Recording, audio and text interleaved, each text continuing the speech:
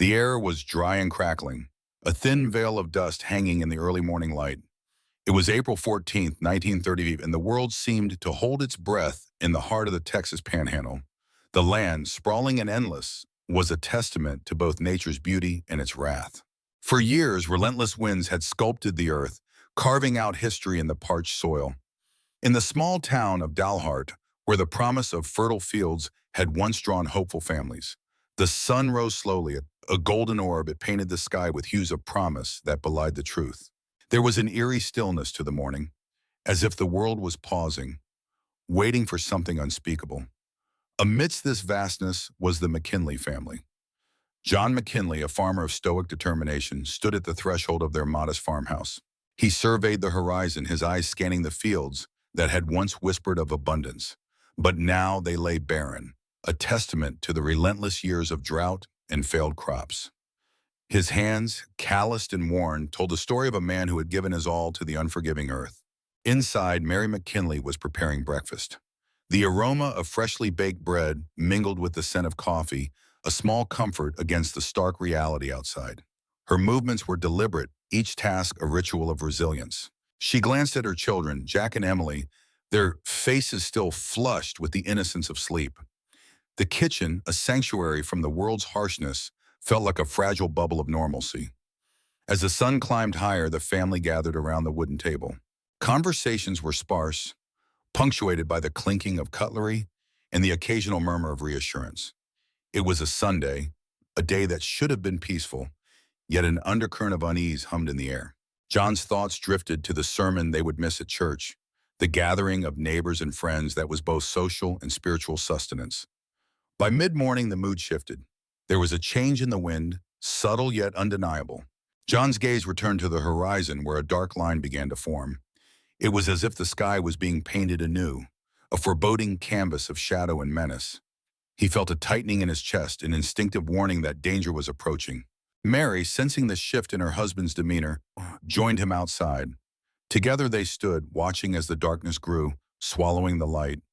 The children, their laughter a distant echo, played unaware, their world still untainted by the looming threat.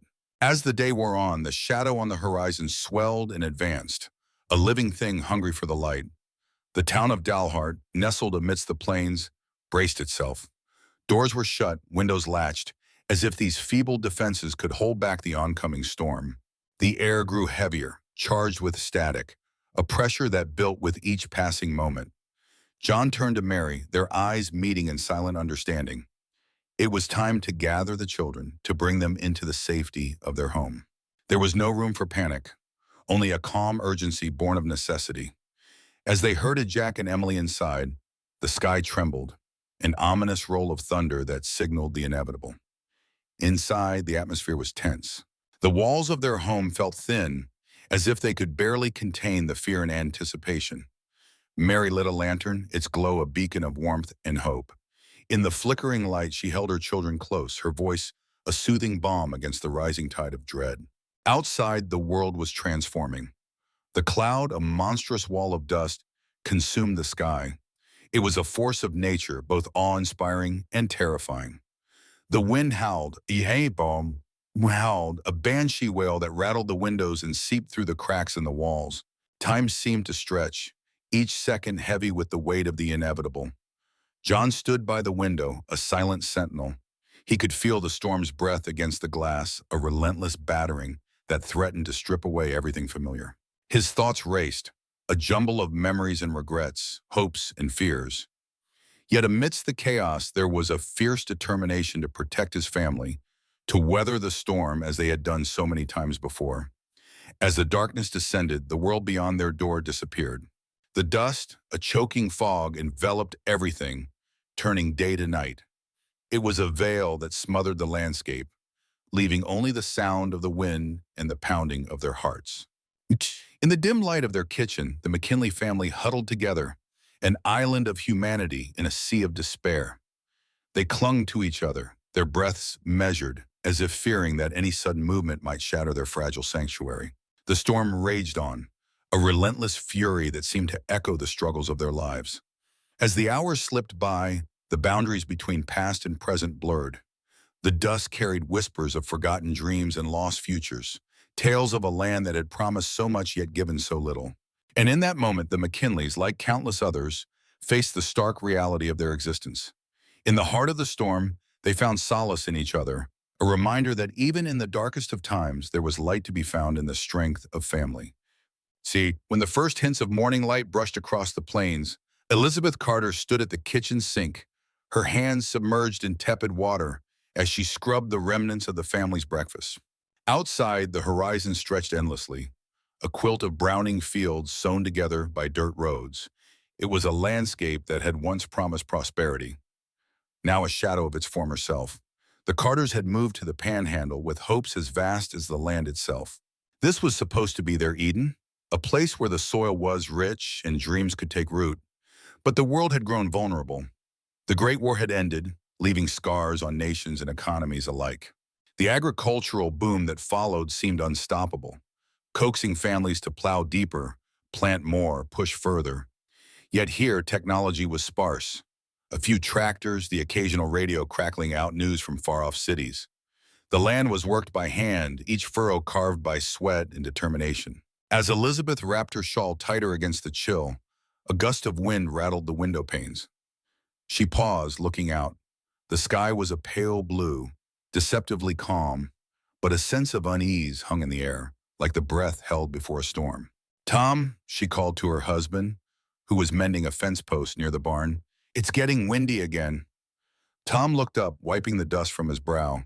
His eyes squinted against the wind's bite, a familiar enemy that had grown more relentless with each passing month.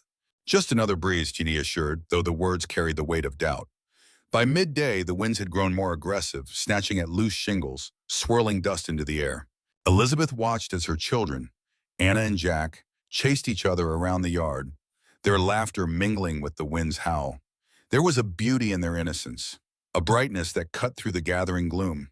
But as the sun dipped below the horizon, the sky began to change, a dark line creeping from the west, stretching its fingers across the heavens. Elizabeth felt a chill that had nothing to do with the temperature. Her heart quickened, an instinctual response to the earth's unease. "Tom," she said again, this time with urgency, "look at the sky." Together they stood at the edge of their porch, watching as the darkness thickened, swallowing the sun's warmth. It was like watching ink spill across a page, erasing the world they knew. In town, the same scene unfolded. Neighbors gathered on porches, their faces turned toward the ominous sky. Radios buzzed with warnings, static-filled voices trying to make sense of the unfolding chaos. Hours turned into an agonizing wait as the wind picked up speed, carrying with it the earth itself. Elizabeth huddled her children inside, closing shutters, sealing windows. The house groaned under the pressure, the wall vibrating with each gust. "It's just a storm," Tom said, repeating the phrase like a mantra, as if words alone could hold back the swelling tide. But Elizabeth could see the fear in his eyes, a reflection of her own. When the first wave of dust hit, it came with a force that shook the ground. The house trembled, and the world outside became a swirling chaos of grit and shadow. Elizabeth pulled her children close, feeling their small bodies tense against hers. The air thickened, filling with the acrid taste of dirt. They sat in the dark, the room a cocoon of muffled sounds and whispered prayers. Outside, the storm raged, a beast unleashed, consuming everything in its path. The dust seeped through every crack, a relentless invader that coated skin and lungs alike.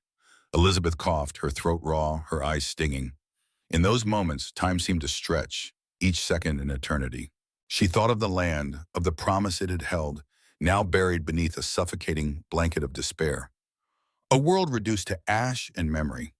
By the time the city woke again, the storm had passed, but left behind a landscape unrecognizable. The sun struggled to pierce the haze, casting a muted light over the desolation. Elizabeth stepped outside, her feet sinking into the loose earth. The air was still, heavy with silence, broken only by the distant cries of neighbors surveying the damage. "Homes can be rebuilt," Tom said, his voice hoarse but determined. Yet Elizabeth wondered about the scars left behind, on the land, on their hearts. How does one rebuild trust in the earth itself? It was a question that lingered unanswered as she stood amidst the ruins of their dreams, the dust settling slowly around her feet. As the afternoon sun cast long shadows across the barren plains, the horizon began to darken with an ominous intent. Ellie Thompson stood at the edge of her family's parched cornfield, feeling the bitter wind tighten its grip on her scarf. What started as a gentle breeze had morphed into a relentless gale, whipping up the earth into a frenzy. The air tasted of grit and despair, each breath a struggle against the invisible enemy that now loomed in the distance. Her youngest, Bobby, clung to her leg, his small hand a comforting anchor against the tide of uncertainty. "Mama, what's that?" he asked, pointing towards the gathering darkness. Ellie's heart clenched, the words she needed caught somewhere between fear and resolve. She knelt down, brushing a stray lock of hair from his forehead. "It's just a storm, sweetheart. We need to get inside." As they turned toward the house, the wind howled with a vengeance, as if it sought to swallow them whole. The sound was a low, mournful cry, echoing the collective anguish of the land. The walls of their humble home groaned, the structure straining against the onslaught. Ellie closed the door, shutting out the world, yet knowing it was only a temporary reprieve. The radio crackled to life, its staccato bursts of static a stark contrast to the chaos outside. "Duster's coming fast," the announcer's voice cut through the noise, calm yet urgent. "Winds reaching up to 60 miles per hour. Folks, get to safety. This is a big one." Ellie glanced around the room at her family. Her husband, Tom, stared at the floor, jaw set in silent determination. Their eldest, Mary, gathered the blankets, creating makeshift beds in the center of the room. In moments like these, words fell away, leaving only the raw, unspoken bond that anchored them. The storm hit with a force that defied comprehension, a living beast of dust and wind. The windows rattled violently, the glass singing a high, keening note. Outside, the day turned to night as the sun vanished behind a curtain of soot. Ellie felt the pressure drop, an invisible weight pressing down, squeezing the air from her lungs. The dust seeped through every crevice, a relentless intruder that coated their throats and stung their eyes. Time became fluid, each minute stretching endlessly. They sat huddled together, the world reduced to the dim glow of the kerosene lantern and the sound of their own breathing. The storm was a relentless wall, its fury unyielding. Ellie could feel its pulse, a rhythm that matched the thudding of her heart. Bobby burrowed deeper into her side, his small body trembling. "Mama, I'm scared," he whispered. Ellie held him close, the softness of his skin a poignant reminder of innocence in the face of such devastation. "I know, darling, but we're together, and that's what matters." Tom reached over, his hand finding hers, their fingers intertwining in a silent pledge of solidarity. Outside, the wind continued its assault, a symphony of destruction. She could picture the landscape, the familiar contours of their land now hidden beneath a veil of dust, the fields once ripe with promise now barren. As the hours dragged on, the storm's anger showed no signs of abating. Ellie thought of her neighbors, scattered across the plains, each family wrapped in their own cocoon of survival. The Thompsons were far from alone in this struggle, yet the isolation was palpable, a reminder of the vastness of the land and the smallness of their place within it. Ellie closed her eyes, the fatigue of many long days settling over her like a heavy blanket. Images flashed through her mind, her parents' farm in Kansas, the rich, loamy soil that seemed to promise a future of abundance. But that was before the droughts, before the dust. The past was a foreign land now, unreachable. By the time the storm began to weaken, the house was wrapped in a stillness that felt almost surreal. The winds, once howling with fury, had softened to a whisper, as if exhausted by their own might. Ellie stood, every muscle aching, yet driven by the need to see what remained. The door creaked open, revealing a world transformed. A fine layer of dust coated everything, a dull gray shroud that erased all color and life. She stepped outside, the ground crunching beneath her feet, the air heavy with the scent of earth. The cornfield was gone, swallowed whole by the storm, the stalks bent and broken like the remnants of a forgotten dream. Tom joined her, his gaze sweeping across the desolate landscape. "We'll start again," he said quietly, his voice a steady anchor in the torrent of her emotions. Ellie nodded, the enormity of the task ahead both daunting and familiar. This was their life now, a cycle of hope and loss, resilience etched into every line of their faces. As the sun dipped below the horizon, casting a golden glow over the dust-laden land, Ellie took Bobby's hand. They walked back to the house, each step a testament to their endurance, their indomitable spirit. In the face of such adversity, they had only one choice: to rise and rebuild. Again. As the clock struck noon on that fateful Sunday, April 14th, 1935, the atmosphere was charged with an eerie stillness. The air was thick with a dry, electric tension that seemed to envelop the small town of Boise City, Oklahoma. The Williams family, like countless others in the region, had been enduring the relentless onslaught of dust storms for years, but nothing could have prepared them for what was about to descend upon their world. Henry Williams, a stoic farmer with hands hardened by years of toil, stood in the doorway of his modest home. His eyes scanned the horizon, searching for any sign of relief that never came. His wife, Martha, was inside, trying to keep their two children occupied. The air inside the house was stifling, every surface coated with a fine layer of dust that seemed to seep through every crack and crevice. By early afternoon, the sky darkened with a sudden and menacing fury. It was as if the sun had been blotted out, swallowed by an approaching beast made of earth and wind. Henry and Martha exchanged a worried glance, the kind that spoke volumes without a single word. With a sense of urgency, they gathered their children and retreated to the makeshift storm cellar they had dug beneath their home. As they huddled together in the cramped space, the roar of the storm overhead grew louder, a deafening cacophony that drowned out their whispered prayers.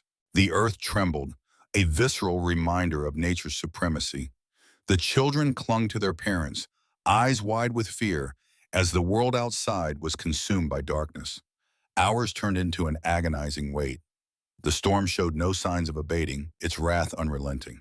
Inside the cellar, time seemed to stretch and warp, each minute an eternity.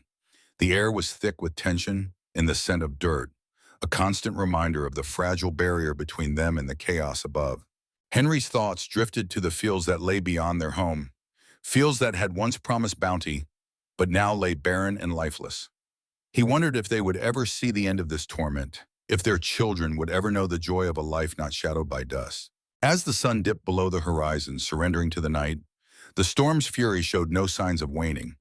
The dust found its way into every crevice of the cellar, and with each breath, it felt as if they were inhaling the very earth itself. The children, exhausted by fear and the oppressive heat, drifted into a fitful sleep, their small bodies nestled against their parents for comfort. Martha watched them, her heart aching with a mix of love and helplessness. She remembered the stories her grandmother had told her of fertile lands and endless skies, a world that seemed like a distant dream. She wondered if those stories would become mere myths for her children, tales of a time that no longer existed. By midnight, the storm's relentless assault had not diminished. Above ground, the landscape was unrecognizable, transformed into a monochrome wasteland. The wind howled with a ferocity that seemed to mock human frailty, each gust a reminder of the power it wielded.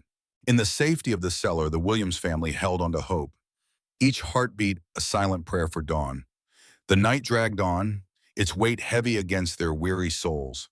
Sleep was elusive, stolen moments of rest punctuated by the storm's unyielding rage. Henry's mind raced with thoughts of what awaited them once they emerged from their refuge. He knew the land would bear the scars of this night for years to come, but he clung to a stubborn resolve, a determination to rebuild and endure.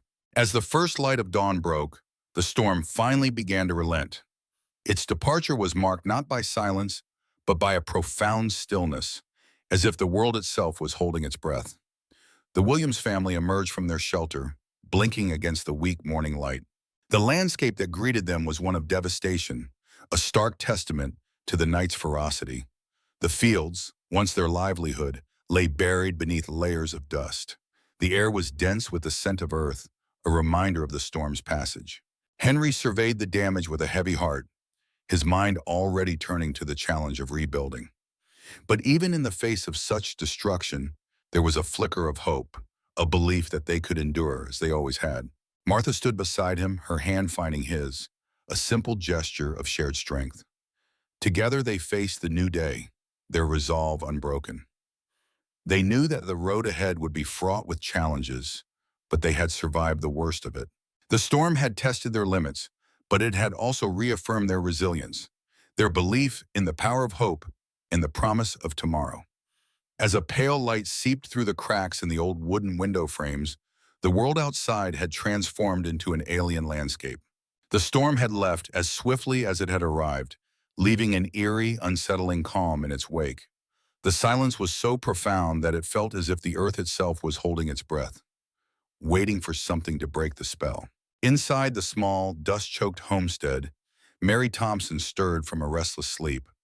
Her body was achy from huddling against the cramped corner of the bed, shielding her children from the wrath of the previous day's storm. She opened her eyes to see a thin layer of fine dust resting upon everything, a delicate shroud that coated the floor, the furniture, and even the children. Their little faces, streaked with the remnants of tears and dust, seemed peaceful now. Mary gently brushed the grit from their cheeks, her heart heavy with the weight of what they had been through. She moved to the window, drawn by the dull orange glow of the rising sun, only to find the world outside unrecognizable. The land she had known intimately, every hill and furrow, was buried beneath a foreign, muted landscape. The fields, once full of promise, were now a barren sea of dust. The fence posts stood like skeletal sentinels, partially buried, their tops barely visible above the drifts.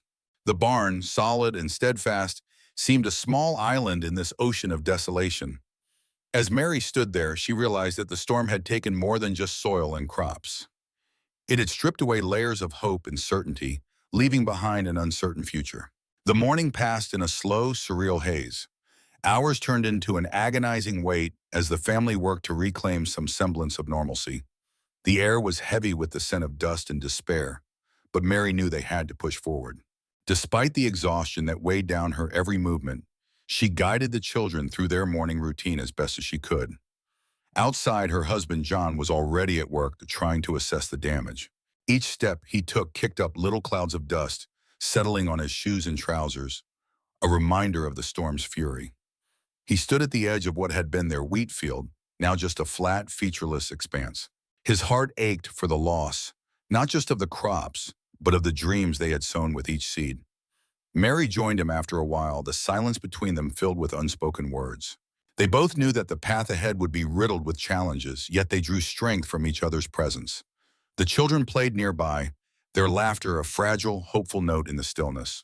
By the time the sun reached its zenith, casting harsh shadows across the desolate land, the Thompsons had begun the arduous task of cleaning up. Dust was swept from floors and surfaces, only to settle again moments later, a Sisyphean task that seemed to mock their efforts. Yet with each sweep of the broom, Mary felt a little more in control, a small victory against the chaos. As they worked, neighbors began to appear, their faces etched with the same exhaustion and determination. There was comfort in a shared suffering, a silent understanding that bound them together. Stories were exchanged, each more harrowing than the last, yet tinged with a resilient spirit that refused to be extinguished. The next morning, as the first light painted the sky with soft hues of pink and gold, Mary and John stood hand in hand at the edge of their property. It was the beginning of a new day, a chance to rebuild and recover. The storm had left its mark, but it had also instilled a fierce determination in their hearts. They knew they were not alone, that their struggle was part of a greater tapestry of endurance and survival. The dust would eventually settle, both literally and metaphorically, but the scars of Black Sunday would remain. For the Thompsons, and so many others like them, the memory of that day would forever be etched in their souls, a reminder of nature's power and their own resilience. As they turned back toward the house, the morning light glinted off the dust particles still hanging in the air, transforming them into a million tiny stars. It was a moment of unexpected beauty, a whisper of hope in a world that had been reshaped. And so the land would heal, slowly but surely, as would the hearts of those who called it home. The legacy of the Dust Bowl would endure, a testament to human tenacity in the face of unimaginable hardship. In the years to come, Mary would often tell her grandchildren about that time, her voice a blend of sorrow and pride, and they would listen, wide-eyed, to the tale of how the world turned to dust, and yet, somehow, life carried on.